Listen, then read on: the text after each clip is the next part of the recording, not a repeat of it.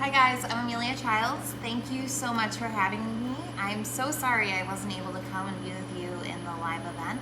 This is a little recording I did to talk to you a little bit about my business and how I came to get it. So I'm here right now in my store, the Crepeberry Cafe. We're located in Wellesley Hills, Massachusetts, and June will be our 3-year anniversary. A little bit about how I got started.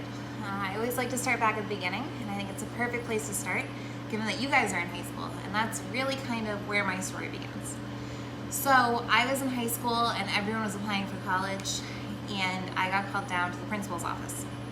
And when I got there, my guidance counselor was there, my parents were there, and the conversation was, we don't think Amelia is gonna get into college, so what's our game plan gonna be? My grades were not great. I graduated high school with a 2.1 GPA, and I was interested in things. I was in Amnesty International, I was head of the Environment Club, I was doing stuff, but school just wasn't my thing. Homework didn't really do it for me, I guess. So anyway, my grades were bad, they didn't think I was going to college, so I was really good at photography, really good, and I really followed that passion. I cared about things I was passionate about. So I was luckily able to get into school with a scholarship for my art. And so I got my BFA at Lesley University in Cambridge. And as I was there, I was working a lot. I always had different jobs. I realized because, let's see, when did I graduate? I graduated in 2011, so my sophomore year was the 2008 economic collapse. So it became really obvious to me that just having a degree wasn't gonna be enough. I needed things on my resume too. So I started managing a small little offshoot of Nielsen surveys. So we were working in a movie theater. We were giving people surveys to figure out what they were kind of knowing from commercials they saw on TV, things like that. By 19 years old, I had 7 people I was in charge of, and things started going from there. I graduated school, I was hired out to work in marketing for a company called Fujifilm Cameras, marketing their cameras. And they were located in LA, and I was the only person here in Massachusetts working for the company. So I was making my own schedule, which was really cool, and I was managing a darkroom. For those who don't know, because I guess darkrooms don't exist anymore, it's kind of when you use film in the camera as opposed to digital. So I needed something to do. I was awkward, I wasn't good at talking to people, so I got a little job at a coffee shop. I was working 10 hours a week. I was making $9 an hour, and I loved it.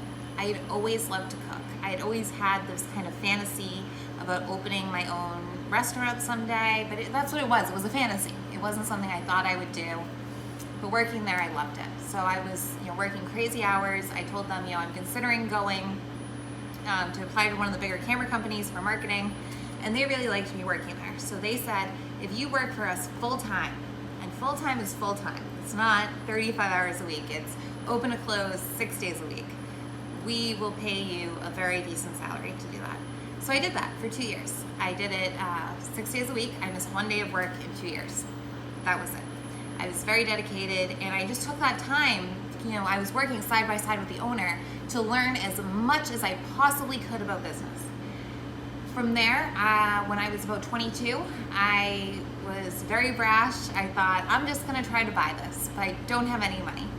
So what does someone do when they don't have any money? You go to a bank, right? So 8 banks later, no one wanted to give me any money, and I tried to get some investors, and that didn't work, but I still had my dream.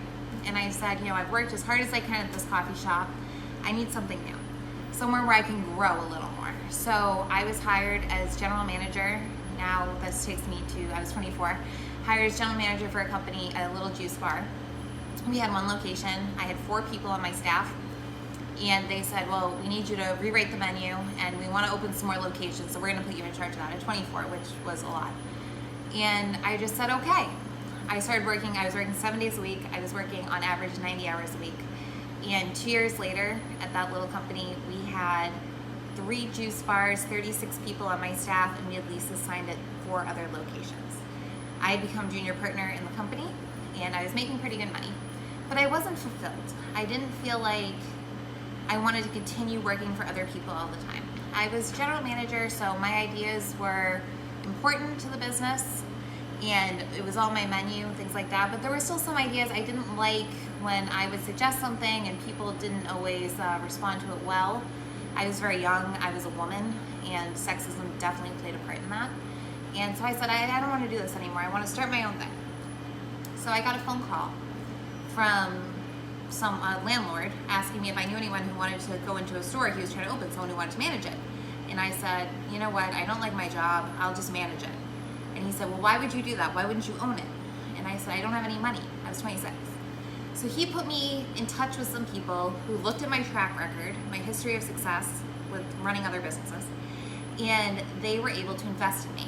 And that's how I opened the Broken Grounds Cafe in Newton. We were there for 2 years. It started off slow. I was the only person working behind the counter for the first 4 months before I was able to afford to hire my own employee.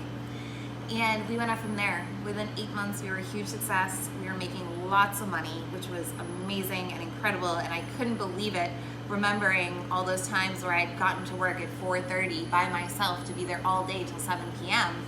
just to try to make any kind of money. My business partner, however, it ended up not totally working out with him, and I decided I wanted to branch off again. I wanted my own place. So I put the word out. I didn't ask anyone for money. I just said, this is what I'm doing. I need to move. This is what's going on.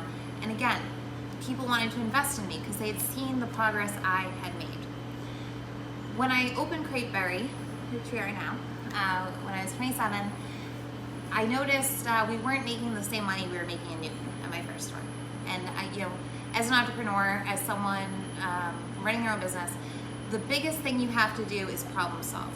Problem solving is the biggest thing. So how do we do this? How do we cut back our expenses and rework our business model? So marketing was our biggest one. We had spent $16,000 the previous year on marketing. That wasn't sustainable for where we were. So what I did is I went online, I went on Instagram, I figured out different hashtags, different usernames, and I found one called Vegan Massachusetts. It wasn't taken, so I took it. Vegan Massachusetts is now one of my Instagram handles. We have about 3,500 followers, which in the day of Instagram, that might not sound like that many. You know, when you see accounts have millions of followers or 100,000 followers, 3,500, that doesn't sound like a lot. But what it actually is it is a lot, because what we're doing is we are targeting a very distinct audience in a very small area. So of those 3,500 people, over 90% are people following a plant-based diet based in Massachusetts. So this not only allowed me to market my business, because I've been a vegan for 16 years and my store is vegetarian, but market all these other small businesses in our community. And what happened from there is, prior to the COVID-19 problem, the other businesses were actually paying me to help them with their marketing. So in essence, I went from spending $16,000 marketing my cafe to actually being paid to market other people at the same time marketing myself. That's the kind of things that you do when you're a small business owner. So what I want to say to all of you in the short time I have with you is, you know, a lot of times when I talk to young people, they say they want to open their own business, but they say things like, I don't have the money. Or they say things like, they think money will just come to them. And what I want to say to both of those things is, money can just come to you. You can start a business with no money at all. I never had a lot of money, and I've never invested my own money into my businesses. But what you have to do is you have to work extremely, extremely hard.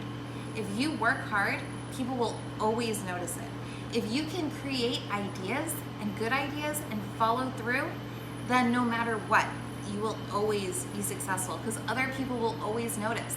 People don't invest in businesses, people invest in the people running the business. And the same goes for your staff or things like that. You know, staff wants to stay with people who invest in them, and likewise, you know what I mean?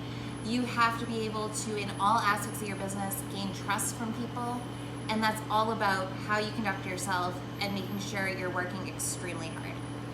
Now, obviously, part of the reason I'm on the call with you guys today is that I do own a restaurant, and COVID-19 pandemic has been devastating to restaurants. I'm sure I don't have to tell you about it. I'm sure you guys have heard all about it, or maybe some of your favorite places have closed down for the time being. Again, we now have a problem, and we need to find a solution. So what I did with that is, you know, it's very easy for us to get, upset with the government sometimes. when they promise small businesses this money and it doesn't come through, or it doesn't come through in the time frame they've promised to get it to us. You can't just throw in the towel. That's not something you can do as an entrepreneur. You, again, have to be creative and problem solve. So one thing I did, I worked very closely with the Wellesley Rotary Club. Rotary International is an international organization, and what we do is we help local communities and communities abroad. So in my club, we raise money for polio, we raise money for opioid awareness. We work hand in hand with Mass Bay Community College, which is right up the street here in Wellesley. 52% of their students are suffering from food insecurities. So what we do is we try to raise awareness and raise funding to help get students the meals and food they need to complete their studies. So what we do every year is we hold this annual fundraiser called the Taste of Wellesley for all these projects.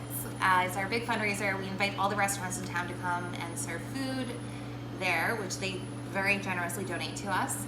And in turn, we raise money for our organization. Well, now all this hit the restaurant. So what I did is we created a program to rework our Taste of Wellesley. We couldn't have it done this year. And what we said we were gonna do is we were gonna raise all this money to give to the restaurants who have supported us in the past and send meals to frontline workers. We came up with this plan a week and a half ago, and to date we've raised $20,000, and we're sending 1,000 meals at the beginning of next week to all hospitals and nursing homes in Wellesley, with the goal of hitting about 8,000 meals by the end of the month. So within that again is another example of how do you turn a bad situation, one where you need money, how do you make it work for yourself and for your community? Community is one of the biggest things, because if you support the community will always support you. So through doing this, we're actually helping keep 10 businesses in town intact, and including my own, because I'm one of those businesses too. But again, it's all about working hard, it's all about getting your name out there, and it's all about creative problem solving. So if you want to become an entrepreneur, that's a great way to do it. If you're worried that you don't have money on hand, there are a million ways. The universe is absolutely abundant, and things are always working out for you if you put in the hard work and energy it takes. So I hope maybe that answers some of your questions. Again, I'm so sorry I can't be there live with you guys today. You can always reach out to me online at our Instagram handles, for example, is Crateberry Wellesley. You can reach me at Vegan Massachusetts, or I'm at ar.childs. You can find my menu online at crateberry.com. And good luck to you guys. I know it's supposed to be really hard going to school on a computer right now, and I don't envy it, but you're doing great. This program you're a part of is awesome, and thank you so much for letting me talk to you today. Have a great night, guys. Bye.